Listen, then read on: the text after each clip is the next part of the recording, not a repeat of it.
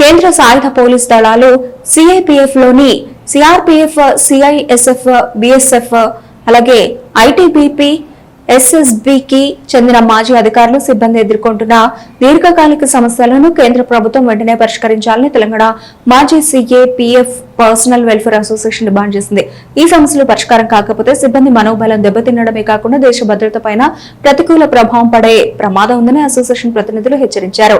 Hyderabad Basheerbagh press club లో నిర్వహించిన సమావేశంలో సిఆర్పిఎఫ్ మాజీ డీజీ పురుషోత్తమరావు, సిఐఎస్ఎఫ్ మాజీ డీజీ డి శ్యామల, అసోసియేషన్ అధ్యక్షుడు శ్యామ్ సుందర్ రెడ్డి మాట్లాడారు. గత 13 ఏళ్లుగా న్యాయ పోరాటం చేసి సుప్రీంకోర్టులో అనుకూల తీర్పులు వచ్చినప్పటికీ వాటిని కేంద్ర ప్రభుత్వం అమలు చేయకుండా పార్లమెంట్లో ప్రత్యామ్నాయ బిల్లులు తీసుకురావడం తీవ్ర ఆందోళన కలిగిస్తోందని వారు పేర్కొన్నారు.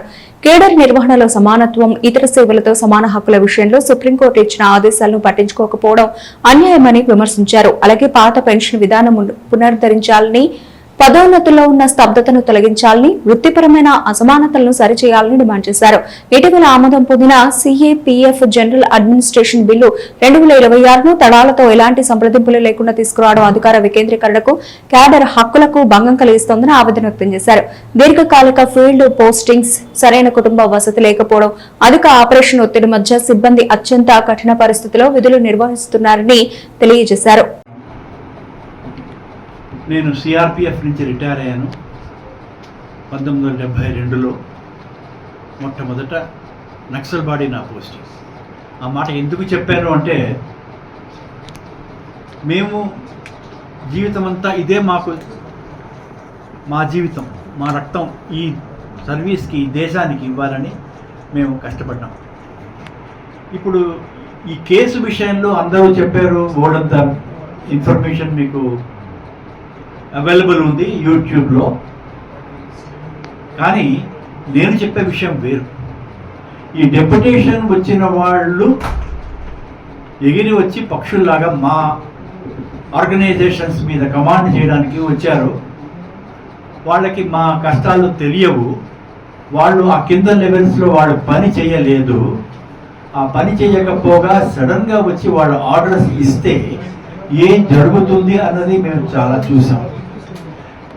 నేను పనిచేసిన ఒక గౌహటిలో నేను డిపో కమాండ్ చేస్తున్నప్పుడు ఒక ఐపీఎస్ ఆఫీసర్ డిఐజీగా ఉండి ఒక 69వ బెటాలియన్ సిఆర్పి దాని మీద ఒక అటాక్ జరిగితే, అఫ్కోర్స్ అప్పుడు డిఫరెంట్ మిగతా బెటాలియన్స్ కూడా ఆఫీసర్లు వచ్చి పార్టిసిపేట్ చేశారు. మామూలుగా రాత్రి ఆపరేషన్ అయిపోయిన తర్వాత మేము తెల్లవారినప్పుడే మళ్ళీ మేము చెక్ చేసుకుంటాం, ఏముంది ఏం లేదు, ఎవరు పోయారు, ఎవరు బతికున్నారని. అతను ఆర్డర్ చేశాడు, రేంజ్ డిఐజీ కాబట్టి మీరు మళ్ళీ ఇప్పుడు వెంటనే వెళ్ళి మళ్ళీ చెక్ చేయండి అన్నాడు. పాపం ఇద్దరు, నేను బికాజ్ ఆఫ్ మై ఏజ్ మర్చిపోతున్నాను, వాళ్ళ పేర్లు మర్చిపోతున్నాను. వాళ్ళు ఆల్రెడీ వాళ్ళ గ్యాలంటరీ మెడల్ వచ్చిన వాడు ఇద్దరు ఆఫీసర్లు. వాళ్ళు పాపం వాళ్ళ పేరున చెప్పబట్టి వాళ్ళు వెళ్ళారు. ఒక టెర్రరిస్ట్ కాశ్మీర్లో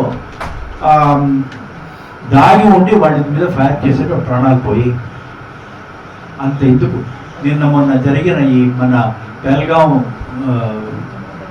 దీంట్లో ఎందుకని అన్నీ మాట్లాడుతున్నాం మనం. ఆపరేషన్ సింధూర్ అయింది, మనం చాలా బాగా పాకిస్తాన్ మీద ఏం చేయాలో చేసాం. కానీ అసలు విషయం ఎవరో మాట్లాడటం లేదు. ఏంటది? మా అందరికి కూడా ఒక ఏం చేయాలి, మేము సర్వీస్ చేయాలంటే ఏం చేయాలి అని రాసి ఉంటుంది. అది కాశ్మీర్ పోలీసు కూడా రాసి ఉంది.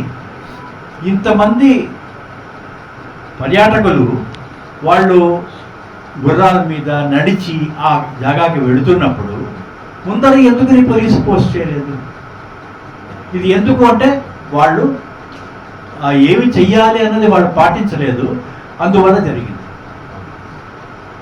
నేను చెప్పేది ఏంటంటే, ఈ సర్వీసుల్లోకి ఏ పారామిలిటరీ సర్వీస్ అయినా వాళ్ళు కంపెనీ కమాండర్గా వచ్చి వాళ్ళు కానీ డీజీ అయినా కూడా మాకేం అబ్జెక్షన్ లేదు. మా వాళ్ళకి ఎందుకు లేదు ఆ ఆపర్చునిటీ? పాపం అంటే నేను ఒక లక్కీ ఫెలో కాబట్టి నాకు 10 ఏళ్లలో నేను కమాండెంట్ అయ్యాను. ఇప్పుడు అసిస్టెంట్ కమాండెంట్ నుంచి డిప్యూటీ కమాండెంట్ ఒక్క ప్రమోషన్ రావడానికి 15 ఏళ్ళకు కూడా వాళ్ళు వెయిట్ చేస్తున్నారు వస్తుందని గ్యారంటీ లేదు.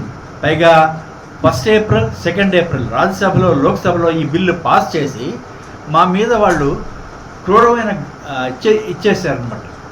So what I'm thinking is that ఇది మారుతుంది. దీని మీద మళ్ళీ కోర్టుకి వెళ్తాం, వేరే విషయంగా వెళ్తారు. సంవత్సరాల కొద్ది దూరంగా ఉంటారు. ఇప్పుడు సపోజ్ ఒక 25-30 సంవత్సరాలు ఉద్యోగం చేసిన ఒక జవాన్ కానివ్వండి, అధికారి కానివ్వండి, కొన్ని సంవత్సరాల కొద్ది కూడా వాళ్ళ ఫ్యామిలీతో ఉండరు. ఇప్పుడు బిఎస్ఎఫ్ లో ఉద్యోగం చేసే జవాన్ ఉన్నాడు. సో 55 డిగ్రీస్ ప్లస్ లో రాజస్థాన్ లో తన టెంపరేచర్ లో జాబ్ చేస్తారు. అలాగే మీరు ఐటీబీపీ, ఎస్ఎస్బి అండ్ మిగతా అస్సాం రైఫల్స్ జవాన్స్ ఎవరైతే ఉన్నారో సియాచిన్ నుంచి మొదలు పెట్టుకుని అరుణాచల్ ప్రదేశ్ వరకు -20-30 డిగ్రీస్ లో పనిచేస్తారు వాళ్ళు. కానీ డెప్యుటేషన్ లో వచ్చిన అధికారులు ఎవరు కూడా అక్కడికి వెళ్ళి 50 డిగ్రీస్ టెంపరేచర్ లో ఉద్యోగం చేయట్లేదు కదా. వీళ్ళు కుటుంబాలను వదిలిపెట్టేసి ఇంటి దగ్గర ఏం చెప్పిపోతారు, మేము వస్తాము అని చెప్తారు. కానీ వాళ్ళకి తెలుసు మేము వస్తామో రామో తెలియదు. కానీ అట్లాంటి వాళ్ళు ఈ రోజు ఎన్ఎస్జీ సార్ చెప్పినట్టు ఎన్ఎస్జీ, ఎస్పీజీ, విఐపి సెక్యూరిటీస్ లో మొత్తం ఈ జవాన్లే 3 లేయర్ సెక్యూరిటీలో పనిచేస్తున్నారు. ట్రైనింగ్ లో వాళ్ళకి ఏం చెప్తున్నారు, అవుటర్ లేయర్ సెక్యూరిటీలో ఉన్న గార్డ్ ఎవరైతే ఉన్నారో విఐపి ప్రాణాలు కాపాడడానికి బుల్లెట్స్ మీ చెస్ట్ లో తీసుకోమంటారు. కానీ ఆ చెస్ట్ లో తీసుకునే జవాన్ల గుండెల్లోనే మీరు ఈ రోజు బుల్లెట్స్ గుచ్చేశారు. సో దీన్ని ఒకసారి ప్రభుత్వానికి ఇంత దయాహృదయం లేకుండా ఉన్నారంటే మీరు ఒకసారి అర్థం చేసుకోండి. అంటే వాళ్ళ మీద ఏం ప్రెషర్ ఉందో, మరి ఏ బ్యూరోక్రాట్స్ ఏమి రాసి ఇచ్చారో తెలియదు. కానీ వాళ్ళు ఒక్కసారైనా కానీ స్టేక్ హోల్డర్స్ తోటి మాట్లాడే ప్రయత్నం చేయలేదు. జీవిత కాలంలో ఒక కానిస్టేబుల్ గా అపాయింట్ అయితే బార్డర్ సెక్యూరిటీలో 16 గంటలు డ్యూటీ చేస్తాడు. వాళ్ళ భార్య పిల్లల్ని ఓన్లీ అంటే జీవిత కాలంలో వాళ్ళు 2-3 సంవత్సరాలే కుటుంబంతో గడుపుతారు. సో అటువంటి వాళ్ళకు కూడా వీళ్ళు అట్లీస్ట్ వాళ్ళ వెల్ఫేర్ చూడకుండా ఇప్పుడు ఒక బయట నుంచి వచ్చిన డెప్యుటేషన్ ఆఫీసరు ఎక్కడ కూడా ఇప్పుడు ఫీల్డ్ లో టెంట్ వేసుకొని ఉంటారు. ఇవాళ ఎలక్షన్ డ్యూటీకి వెళ్తే ఒక స్కూల్లో డ్యూటీ ఉంటామండి, 1 నెల 2 నెలలు స్కూల్లో ఉంటాం. 3 టాయిలెట్స్ ఉంటాయి, 300 మందిని అక్కడ తీసుకుపోయి డంప్ చేస్తారు. సో అంటే ఇటువంటి పరిస్థితుల్లో వీళ్ళు డ్యూటీ చేస్తున్నారని కూడా అర్థం చేసుకోవడానికి ప్రభుత్వానికి ఎంత గుడ్డిదో మీరు అర్థం చేసుకోండి. అంటే ఇంతమంది అపోజిషన్ లీడర్స్ మీరు చూడండి, ఇప్పుడు మీరు యూట్యూబ్లోకి పోతే కొన్ని 100 వీడియోలు మీకు కనిపిస్తాయి. సో ఇవన్నీ చూసిన తర్వాత కూడా ప్రభుత్వానికి ఒకవేళ చెవులు మూసుకొని నోరు తెరవకుండా మరి మాట్లాడుతున్నారంటే ఆ బిల్లు పాస్ చేసిందంటే రేపు పొద్దున్న రాబోయే రోజుల్లో వాళ్ళ మీద ఎటువంటి నెగటివ్ ఇంపాక్ట్ ఉంటుందో చూడండి జవాన్ల మీద. అంటే మీరు 13,000 మందే కాదండి, ఇవాళ దాదాపుగా 12 లక్షల మంది.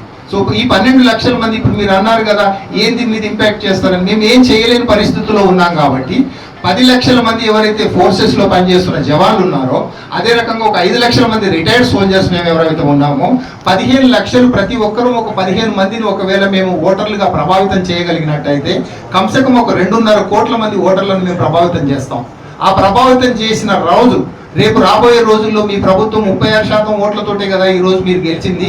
ఆ 36%లో మేము ఒక 2-3% ఓట్లను కూడా మేము అటు ఇటు చేసినట్టయితే రాబోయే రోజుల్లో మీ ప్రభుత్వానికి కూడా గడ్డుకాలమే వస్తుంది అనేది మేము ప్రభుత్వానికి తెలియపరచుకున్నాం. ఎందుకంటే రాజ్యాంగం అంటే మీకు భయం లేదు, ప్రజలంటే భయం లేదు, ఒకటే అహంకారం ఏంటి అంటే మాకు మెజారిటీ ఉంది. ఈ రోజు చంద్రబాబు నాయుడు గారు కానివ్వండి, లేకుంటే మన నితీష్ కుమార్ గారి ఇద్దరు బలంతో ప్రభుత్వం నిలబడి ఉంది కదా. మీరు 240 సీట్లే కదా మీకు ఉన్నది. సో రేపు రాబోయే రోజుల్లో ఈ జవాన్లకు కూడా మాకు కూడా ఓటు హక్కు ఉంది కదా. మీరు ప్రజలకు ఎలాగైతే ఓటు హక్కు ఉందో ఆ ఓటు హక్కును మాత్రం మేము ఉపయోగించుకోగలుగుతాము. మీరు కోర్టు ఆర్డర్స్ ను ఒకవేళ లెక్క చేయకుండా మీరు చట్టం తీసుకొచ్చే పవర్ మీకు ఉన్నట్టయితే మేము కూడా మా ఓటు ప్రయోగాన్ని మేము చూపెడతాము. స్టేట్స్ వైడ్ గా టోటల్ పాన్ ఇండియాలో ఈ విషయాన్ని ఈ ఏదైతే క్యాంపెయిన్ ఉందో దీన్ని మేము చేస్తాము. ఎందుకంటే వీళ్ళు చేసిన అన్యాయం ఇంత కాదు, రాబోయే తరాలలో ఫోర్సెస్ లో జాయిన్ కావాలంటే కూడా భయపడే పరిస్థితి ఈ రోజు తీసుకొచ్చారు. సో థ్యాంక్ యూ మీ అందరూ ఈ మీడియా సమావేశానికి వచ్చేసి ఈ సిఏపిఎఫ్ బిల్ పాస్ చేశారు బోత్ రాజ్యసభ అండ్ లోక్సభలో. డిస్కషన్ లేదు, అందులో స్టేక్ హోల్డర్స్ కన్సల్టేషన్ లేదు. డైరెక్ట్లీ యాక్చువల్లీ ఎంత అపోజ్ చేసినా కూడా ఆ బిల్ని by force actually both Rajya Sabha and Lok Sabha నుంచి పాస్ చేశారు. Now it will become an act, అది ఒక లా అవుతుంది. దాని యాక్చువల్లీ ఈ లా ఎందుకు వచ్చింది అంటే 2012 నుంచి last 14 years CAPF officers actually fight చేస్తున్నారనమాట. 2012లో రిట్ పిటిషన్ ఫైల్ చేశారు ఢిల్లీ హైకోర్టులో. దాని జడ్జిమెంట్ వచ్చింది 2015లో. వీళ్ళది ఆర్గనైజ్డ్ గ్రూప్ ఏ సర్వీసెస్, దీనికి తగ్గట్టుగా బెనిఫిట్స్ ఇవ్వమని. కానీ గవర్నమెంట్ యాక్చువల్లీ ఏ ఇంప్లిమెంటేషన్ చేయలేదు. ఫస్ట్ ఇనిషియల్లీ కొన్ని ఆర్డర్స్ మాత్రం ఇచ్చారు, కొన్ని ఆర్డర్స్ విత్డ్రా కూడా చేసేసారు అనమాట. మాకు బెనిఫిట్ వస్తున్నాయనేసరికి అది విత్డ్రా కూడా చేశారు. దెన్ 2019లో ఫైనల్లీ గవర్నమెంట్ ఎప్పుడు ఎస్ఎల్పి ఫైల్ చేసిందో 2019లో మాకు అగేన్స్ట్గా ఒక జడ్జిమెంట్ వచ్చింది సుప్రీంకోర్టులో. They have filed the case 2015లో. అది ఫైనల్లీ 2019లో Supreme Court actually gave in our favour అనమాట. When the government has filed SLP in the Supreme Court, అది మాకు ఫేవర్గా వచ్చినా కూడా they have not implemented it. వాళ్ళు ఇంప్లిమెంట్ చేయలేదు కాబట్టి మళ్ళా the CAPFs have gone for the Delhi High Court. Contempt be file చేశారు. కంటెంప్ట్ అన్నారు, కంటెంప్ట్ లేదు, సుప్రీంకోర్టు జడ్జిమెంట్ ఆల్రెడీ ఇచ్చింది, they will implement it. Implementation అనేది చాలా డిలే అవుతున్న కొద్దీ 2020లో మళ్ళా ఫైల్ చేశారు. అప్పుడు ఒకటి అడ్వర్స్ జడ్జిమెంట్ వచ్చింది 2020లో. దాని అడ్వర్స్ జడ్జిమెంట్ పట్టుకొని మళ్ళా సిఏపిఎఫ్స్ అందరూ కూడా ఫైల్ చేశారు సుప్రీంకోర్టులో.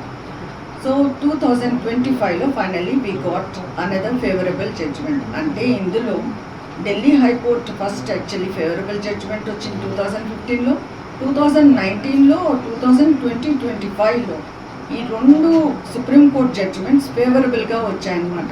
దే సెట్ దీస్ పీపుల్, ఈ సిఏపిఎఫ్స్ అన్నీ 1986 నుంచి ఆర్గనైజ్డ్ గ్రూప్ ఏ సర్వీస్.